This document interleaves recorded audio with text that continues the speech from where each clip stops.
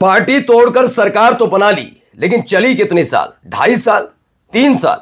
मैं ये बात इसलिए कह रहा हूं कि एकनाथ शिंदे फिर से सीएम बनने जा रहे हैं और यह ऐलान किसी और की तरफ से नहीं बल्कि एक बड़े मंत्री ने कर दिया है। दरअसल लगातार एक दूसरे की को पोल बीजेपी के नेता शिवसेना एकनाथ शिंदे और एकनाथ शिंदे की शिवसेना के नेता बीजेपी की पोल खोल रहे हैं।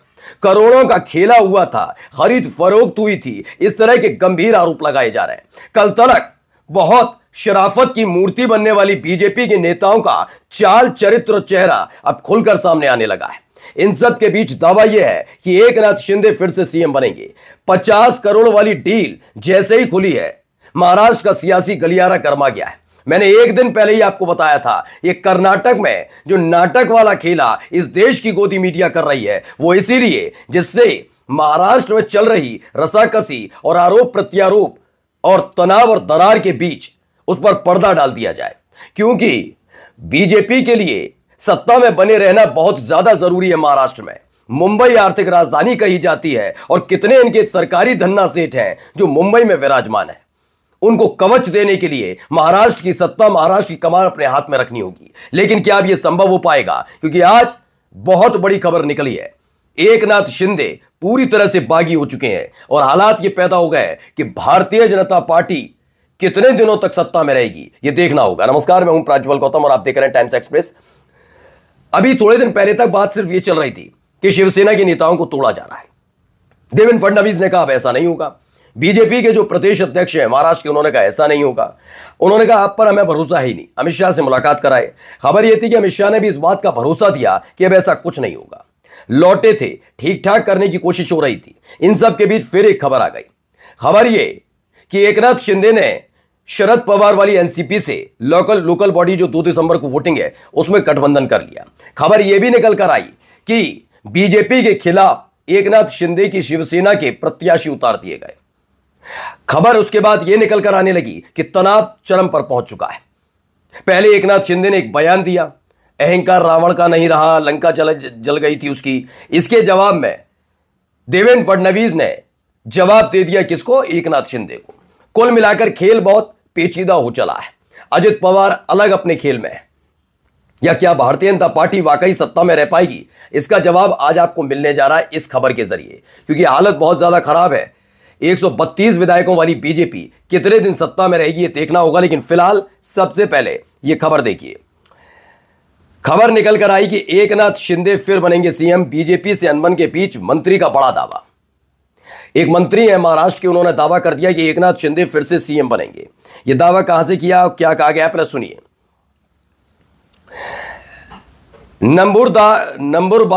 नंबरबार में स्थानीय निकाय चुनावों के लिए बुधवार को रैली को संबोधित करते हुए स्कूली शिक्षा मंत्री ने कहा, आज भी अगर आप लोगों से पूछे उनके दिल में कौन सा मुख्यमंत्री है तो वो कहेंगे कि एकनाथ शिंदे जी। भूसे ने कहा कि चिंता मत कीजिए, जो किस्मत में लिखा है हम फिर से एकनाथ शिंदे को महाराष्ट्र का नेतृत्व करते देखेंगे। भूसे ने दावा किया कि शिंदे एक ऐसे मुख्यमंत्री थे जो देर रात तक सभी से मिलते थे और दिन में 20 से 22 घंटे काम करते थे। महाराष्ट्र ने कभी एकनाथ शिंदे जैसा दुर्लभ मुख्यमंत्री नहीं देखा।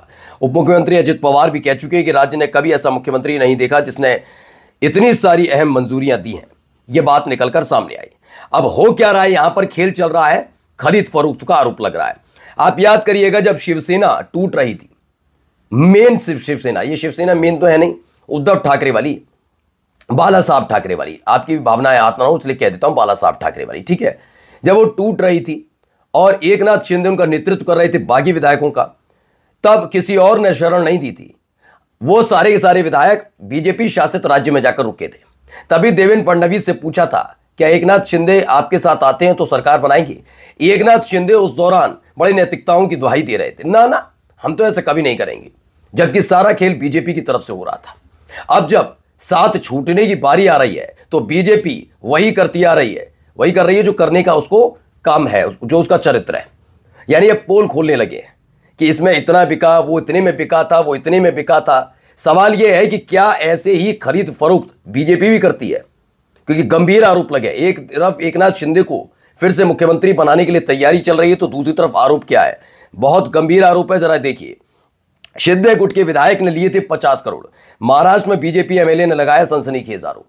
50 करोड़ का आरोप लगाया। 50 करोड़ आए कहां से थे, यह सवाल है। सबसे पहले देखिए क्या है, महाराष्ट्र में ऐसा लगता है भाजपा और शिंदे सेना में सब सही नहीं। एक बीजेपी विधायक ने गुरुवार को सहयोगी शिवसेना के एक विधायक पर गंभीर आरोप लगाया। उन्होंने दावा किया कि 2022 में पार्टी टूटने के दौरान, शिवसेना टूटने के दौरान उद्धव ठाकरे गुट छोड़कर एकनाथ शिंदे गुट में जाने के लिए उस विधायक ने कथित रूप से पैसे लिए थे। भाजपा और एकनाथ शिंदे के नेतृत्व वाली शिवसेना अजित पवार की एनसीपी तीनों महायुति गठबंधन के तहत राज्य में सत्ता में है। आइए पहले मैं इनका पहला बयान बताता हूं क्या कहा और फिर सवाल इनसे आज पूछे जाएंगे। हिंगोली विधानसभा सीट से बीजेपी के विधायक तानाजी मुटकुले ने आरोप लगाया कि हिंगोली जिले की कलमनुरी सीट से शिवसेना के विधायक संतोष बांगर ने 2022 में पाला बदलने के लिए 50 करोड़ रुपए लिए थे। हालांकि संतोष बांगर ने इस आरोप पर कोई जवाब नहीं दिया। तानाजी मुटकुले ने पत्रकारों से बातचीत में कहा कि संतोष बांगर ने पहले लोगों से ठाकरे से दूरी न बनाने का आग्रह किया था, लेकिन रातों रात उन्होंने अपना रुख बदल लिया था। अब सवाल है, ये 50 करोड़ रुपया आया कहां से? कौन सा वो राजनीतिक दल था जो सपोर्ट कर रहा था एकनाथ शिंदे और बागी विधायकों? कौन सा वो दल था? 50 करोड़ रुपया अगर आपने आरोप लगाया तो इसकी तह तक जाना चाहिए। मैं तो कहता हूं अगर लिया तो ये तो हो, लेकिन जिन्होंने दिया उनके खिलाफ भी सख्त कार्रवाई हो, चाहे कोई हो। हर कोई जानता है एकनाथ शिंदे जो बगावत कर रहे थे वो बीजेपी के इशारे पर कर रहे थे। यह हर कोई जानता है। वो चाहते तो कांग्रेस शासित राज्य में या महाराष्ट्र में भी रह सकते थे, लेकिन नहीं, वो बागी विधायकों के साथ बीजेपी के शासित एक राज्य में रुके। होटल में उनके लिए सारी व्यवस्थाएं की गई थी। ये किसके कहने पे की गई थी और कौन कर रहा था? क्या इसका जवाब दे पाएगी बीजेपी? नहीं। मैंने कहा ना, जब इनके साथ छूटने वाला होता है तो इसी तरीके के आरोप लगाते हैं। आपको याद है अमित शाह नीतीश कुमार पर क्या क्या आरोप लगा रहे थे? आज के बाद दरवाजे बंद, ये वो तमाम बातें। जनता दल यूनाइटेड के नेताओं पर आरोप लगाने शुरू कर दिए, ठीक है ना। हाँ, मैंने हमेशा कहा है कि भारतीय जनता पार्टी एक बहुत शातिर तरीके से काम करती है। वो क्या करती है, अपने पाले में उन लोगों को नहीं रखेगी जिन पर गंभीर आरोप है, वो अपने सहयोगी पार्टी के पाले में छोड़ देती है। आप आ रहे हो कांग्रेस से, आप पर हमने गंभीर आरोप, हमारे में मत आओ। आप शिवसेना में चले जाओ, आप अपना दल में चले जाओ, आप सुभाषपा में चले जाओ, आप जेडीयू में चले जाओ, आप यहां जाकर सेट हो जाओ। क्योंकि जब साथ छोड़ने की बारी आएगी उसके बाद हम नैतिकता की दुहाई देंगे और आप छाती पीटेंगे, देखो देखो ये माफिया के साथ, देखो देखो घोटालेबाजों के साथ। ये इनका ही काम है।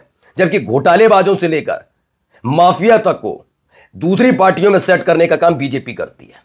भारतीय जनता पार्टी के इशारे पर ही सब कुछ होता है। मैं तो सिर्फ महाराष्ट्र के बारे में पूछना चाहता हूं, पार्टी किसने तोड़ी, कैसे तोड़ी, कौन सपोर्ट कर रहा था, किसने मिलकर सरकार बनाई, ये तमाम चीजें। और जो ताजा आरोप है 50 करोड़ वाला, ये आज याद कैसे आता है? क्योंकि तनाव है। तब नैतिकता क्या खूंटी पर टांग कर बैठे थे बीजेपी के विधायक और भारतीय जनता पार्टी? तब याद नहीं आ रही थी कि 50 करोड़ वाली कहानी 2022, 23, 24 और ये 25 आज से 3 महीने पहले भी बता देते, लेकिन नहीं बताई। मसला ये नहीं है कि 50 करोड़ दिए नहीं दिए, लेकिन अगर दिए हैं तो सबसे पहले तो बीजेपी के इस विधायक को भी पकड़िए कि इस आदमी को पता होने के बावजूद ये खरीद फरोख्त की जानकारी छिपाया है। अब आप समझ लीजिए इस देश के अंदर चलता क्या है। जब तक आप हमारे साथ हैं, आप सिर आंखों पर बिठाएंगे और जैसे ही दूर जाएंगे पन्ने खोलने लगेंगे। नमस्कार।